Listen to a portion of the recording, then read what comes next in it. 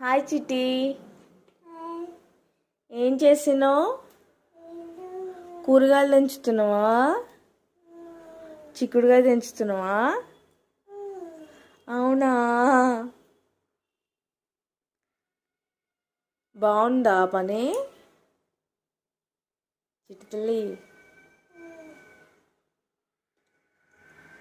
పొద్దున్న లేచాక వంట చేసావా?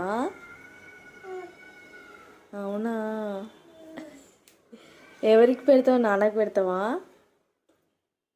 నాకు పెడతావా? పెడతావా? గుడ్. అక్కకు పెడతావా? సరే. వండుతావా నువ్వే?